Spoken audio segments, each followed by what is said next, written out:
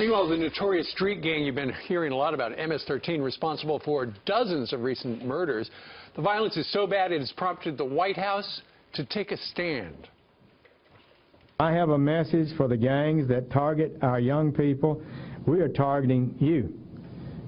We're coming after you. MS-13 is going to be gone from our streets very soon, believe me.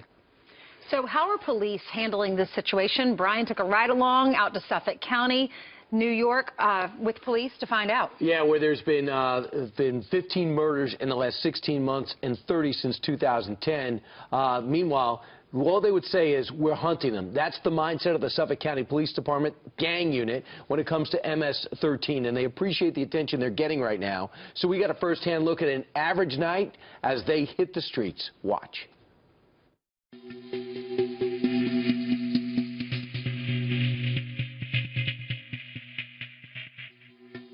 So I noticed we're in an unmarked car. Yes. But not even an unmarked car. This is an everyday car. This could be any car. Yep. And we like it that way.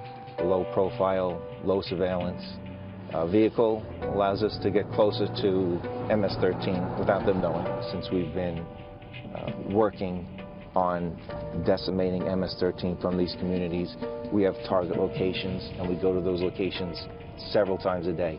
There is no place that they're going to be able to hide anymore. Where are we at right now? Why are we here? This is the site of one of the original locations where a couple of the bodies were discovered, and this all started to unfold. This became an MS-13 hangout. This became a real bad spot. There are no other gangs that I've dealt with that will hang out in the woods in this area covered by dense brush and shrubs and stuff. MS is in the woods all the time. This is where we find them. When you came here, what did you see? It's like something that's never been seen before. It's the violence and the brutality behind these individuals is just unheard of. Is this an average night? How many people will be involved in the patrol? We may have anywhere from 10 to 20 officers just dedicated to gang patrolling. Being on the gang team is a very specialized unit, and you have to really prove yourself in patrol to get to it. Earlier in the night, patrol, which is a real significant part of gang suppression, brought in 4 MS-13. They were trespassing in a vacant house, and we see that a lot. So we're turning around. Turning around, they may have seen something. So right now, we're just going to see who this person is, just like we were speaking about. Why is this person out? Who is he? Is he someone that's familiar to us? Why does he have a hood over his head? This is a known MS-13 location, so this is what we do. This is what the guys do all the time. We saw a large shiny object hanging from his pocket, which in fact was a knife. The gentleman's just on his way to work. Right.